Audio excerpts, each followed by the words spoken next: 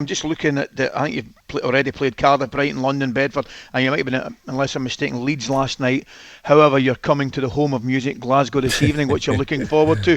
What is it, mate? Tell me what it is, because listen, I am not against stadium gigs, anything but. However, I do love the intimacy of the smaller venues. It's where I started. It's where 99.9% of artists who are doing anything live start. They start in front of a few people in the corner of a pub or something like that. Yeah. And so these little venues, which, there are a couple hundred people, which I appreciate is bigger than most pubs, but it's a lovely, intimate experience, and we can also get enough people in to sort of enjoy it, and all to promote the brilliant independent venues around the nation that around, all over the country that are just vital to artists. We got to have them. We got to start somewhere, and it has to be there. I want to just give a shout out as well, if you want to get involved in this, independentvenueweek.com. That'll give you more information if you want to support, if you want to buy tickets for events as well. And if you want to become a volunteer there, you can do that, independentvenueweek.com. James, as I was promoting that you were on the show, I did get a message actually from Tom Grennan, who I believe you know very well. And he said, ask James Bay how he got on at Soccer Aid this year. With a little winky face. Let me, yeah, of course, little winky face. All right, let me reel off my excuses, Tom. Let's start with the fact I had a broken wrist. We'll start there. But I played anyway. And Tom, you were the least of my worries. Love you, mate. But I was up against Roberto Carlos, Patrice Evra, and Usain Bolt, only the fastest bloke in the world, who did actually lean on me in the first half and say, I don't know about you, mate. Usain Bolt said, I don't know about you, mate, but I'm knackered. You can't be knackered. We're 10 minutes into this. But Tom was brilliant. Tom plays my seven-a-side most weeks. I've turned him over many a time. So listen, Tom. Yeah, you get on the big world stage at the Etihad. He's a Man U supporter as well, so I don't know what he's talking about. Oh, is he really? He's kept that quiet. He's now backtracking. He said, "Great lad, send him my best." Love him. I love him. Don't worry about it. Tell us a little bit about football then, and your interest in it, and your team as well, and how big a fan you are. I'm a big fan. I'm a big Newcastle fan. When I was a kid.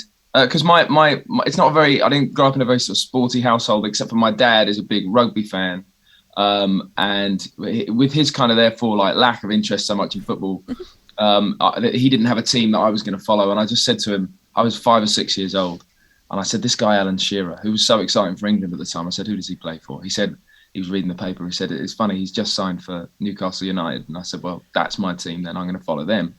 And I followed them ever since. It's been difficult, of course. But and I was such a little kid when it was going so great in the 90s that there's only so much of that I remember. But your loyalty is being repaid now. It's got to stay. Yeah, I mean, yeah, like literally repaid. There's obviously $6 million worth of money going into it, and we'll take a minute. I'm sure we might. I don't want to be too down about it. I hope we're not the richest club in the Championship as well as the richest club in the world. I think we've still got work to do, but I still believe. What a story it would be, by the way, if you did go down. And we know we've all been thinking about this a lot. And the Newcastle fans, because James, my dad is half my family are from Newcastle, so I'm not tempted for it. I'm not saying it's definitely going to happen. You've had a semi-good window in terms of bringing bodies in. I mean, I think you've got half a new team, in fact. So we'll see what happens there. Yeah, absolutely. We needed it. We got a lot of work to do, but there's lots of hope. And there's as it's been said since sort of what feels like the dawn of time, the following behind the club is just exceptional. So there's one massive reason to get it all together. Definitely. And make it work. Tell us a little bit about what we can expect from the new album and what kind of music is on it. I think in sort of in a nutshell, I've sort of listened back through these songs, and I've somehow, as somebody whose typical wheelhouse is to write pretty sad stuff and kind of get down in my feels, I've actually written the most hopeful music I've ever written. And it's come through some crazy years for obvious reasons, pandemic and all that. But also I started writing a lot of these songs sort of end of 2018, 2019, before the pandemic. And I was sort of questioning, I was dealing with various insecurities and things that I don't do well to sort of talk about too publicly. But I was dealing with a lot of feeling like I didn't really know who I was as an artist, and sort of I'd lost myself and I'd lost track of what I was trying to do and what I loved. So I was going through a lot of that. I wrote a lot of songs that I'd made this record by the sort of middle of 2020.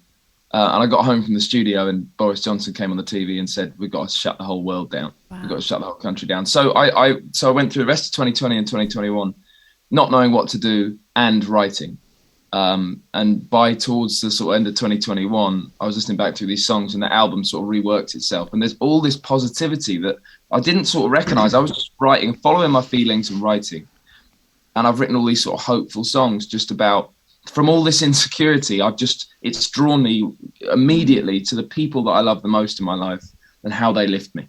Wow. James, I was going to say to you, mate, you said that you didn't know what to do a little bit during the pandemic. However, I'm quick to point out that you became a dad for the first time in October. Of course. So clearly you did know something to do. I mean, how is the family? How are the family?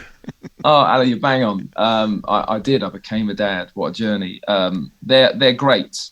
My little girl Ada, she's fantastic, and her mum Lucy is fantastic as well. And it's I like everybody who's had a baby says, and I'll say the same thing. It's the wildest ride, but the greatest thing in the world. She, of course, is the most beautiful, wonderful baby, and so much more so than anybody else's in the world.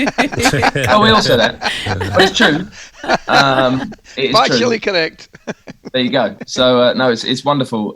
She's barely even 4 months old, so we're still early days. Oh, but wow. Oh my goodness. Well, look, congratulations. And everything's going to get really exciting. Well, of course, you're in the middle of this tour. Well, you're heading to Glasgow tonight. We wish you the best of luck on stage. Hope you really enjoy it. And if people want to hear more from you, see more, know more about you, jamesbay.com is your website. And they can go and buy tickets and come to these smaller events as well, James, can't they? Well, it's a sold out tour. Oh, Wow. James, I love the way you're like, I want to blow my own trumpet. James, I'm holding the SFA responsible, mate, because I would have been there tonight. If it wasn't Celtic versus Rangers, mate, I'd have been there to see you. Afterwards, Ali. Big game. After It's party. Huh? After party, Ali, afterwards. Yeah, Ali, it's got to happen. Come on, carry those up. Right up my street. James, it's a pleasure to speak to you. Thanks so much for coming on. Good luck tonight for the rest of it as well. Good Luck, mate. talkSPORT Breakfast with Laura Woods. Monday to Wednesday mornings 6 till 10. On AM, on DAB, via the talkSPORT app and on your smart speaker. talkSPORT.